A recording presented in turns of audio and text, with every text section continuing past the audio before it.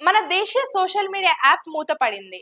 ట్విట్టర్‌కు ప్రత్యామ్నాయంగా కూ యాప్ మారుతుందని అనిపించిన ఈ సోషల్ మీడియా ప్లాట్‌ఫామ్ తాజాగా మూతపడింది.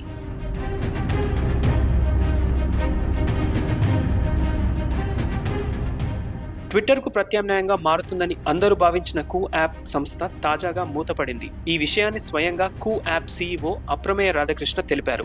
డైలీ హంట్ సహా వివిధ కంపెనీలతో విక్రయానికి చర్చలు జరిపినా అవేవీ సఫలీకృతం కాకపోవడంతో ఈ నిర్ణయం తీసుకున్నట్టు ప్రకటించారు.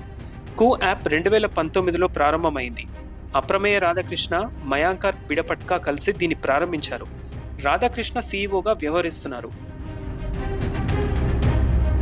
రైతు ఉద్యమ సమయంలో అకౌంట్ బ్లాకింగ్ విషయంలో ట్విట్టర్‌తో కేంద్రానికి ఘర్షణ నెలకొన్నప్పుడు కూ యాప్ బాగా ప్రాచుర్యంలోకి వచ్చింది. రైతు ఉద్యమ సమయంలో అకౌంట్ల బ్లాకింగ్ విషయంలో ట్విట్టర్తో కేంద్రానికి ఘర్షణ నెలకొన్నప్పుడు కూ యాప్ బాగా ప్రాచుర్యంలోకి వచ్చింది. ఈ క్రమంలో కేంద్ర మంత్రులే స్వయంగా ఆత్మనిర్భర్ యాప్గా దీన్ని ప్రమోట్ చేశారు. దీంతో అనతి కాలంలో యూజర్ బేస్ భారీగా పెరిగింది.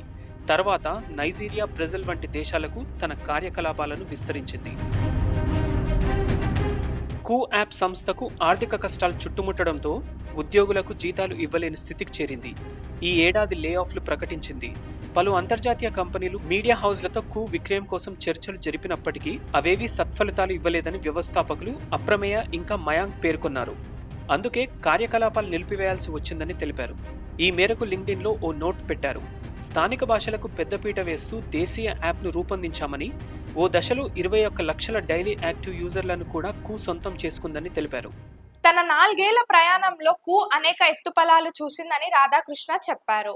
లిటిల్ ఎల్లో బర్డ్ ఇక గుడ్ బై చెప్తుందని వ్యవస్థాపకులు తన లింక్డ్ఇన్ పోస్ట్లో పేర్కొన్నారు.